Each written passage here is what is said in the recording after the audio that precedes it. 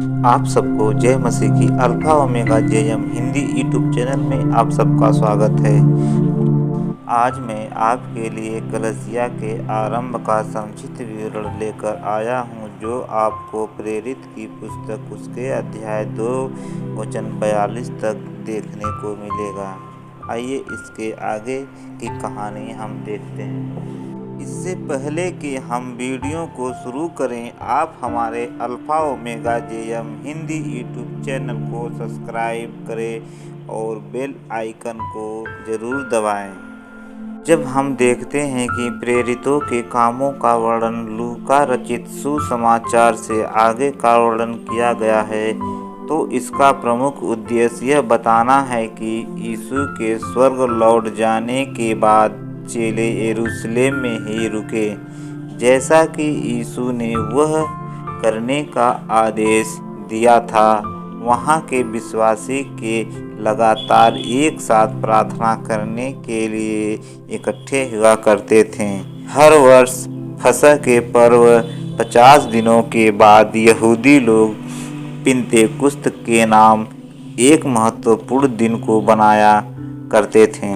पिन्तेकुस्त का समय था जब यहूदी लोग गेहूं की कटाई का पर्व मनाया करते थे। जो सारे संसार में यहूदी लोग पिन्तेकुस्त के दिन को एक साथ मनाने के लिए यरूशलेम में आए थे, जबकि इस वर्ष में मनाने का समय यीशु के स्वर्ग को चले जाने के लगभग एक सप्ताह के बाद आया था, जिस समय सारे विश्वासी लोग एक साथ इकट्ठा हुए थे।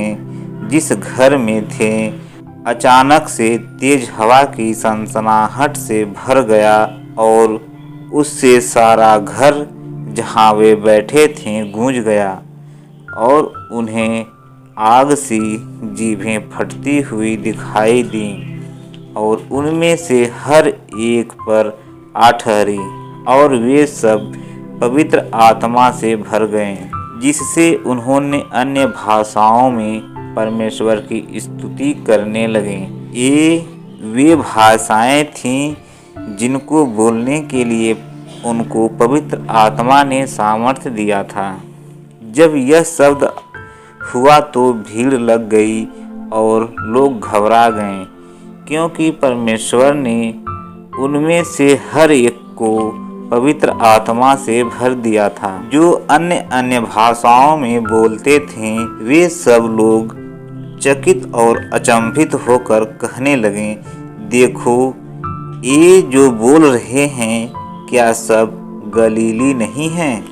अर्थात यहूदी और यहूदी मत धारण करने वाले लोगों, क्रेती और अरबी भी थे, परंतु अपनी अपनी भाषाओं में उसने परमेश्वर के बड़े कामों की चर्चा सुनते हैं। और वे सब चकित हुए और घबरा कर एक दूसरे से कहने लगे, यह क्या हो रहा है?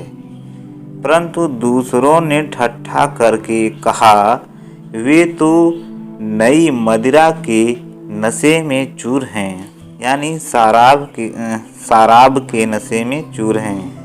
तब पतरस ने 11 के साथ खड़ा हुआ और ऊंचे शब्द से कहने लगा, हे यहूदियों और हे यरूशलेम के सब रहने वाले, यह जान लो और कान लगाकर मेरी बात सुनो।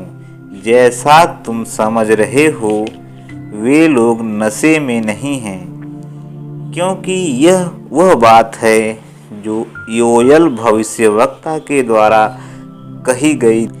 तब पतरस खड़ा हुआ और उसने कहा, परमेश्वर यों कहता है कि अंत के दिनों में ऐसा ही होगा।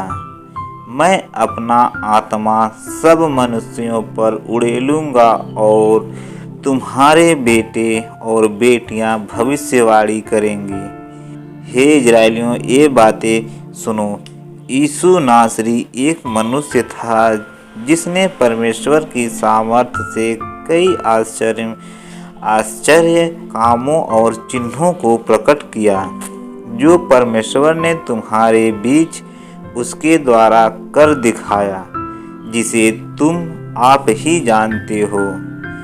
तुमने अधर्मियों के हाथ क्रूस पर चढ़वाकर उसे मार डाला, परंतु उसी को परमेश्वर ने मृतकों के बंधनों से छुड़ाकर जिलाया, और यह भविष्यवाणी की थी, न तो उसका प्राण अधोलोक में छोड़ेगा और न उसकी देह सड़ने पाएगी। यीशु को परमेश्वर ने फिर से जिलाया, जिसके हम सब गवाह हैं।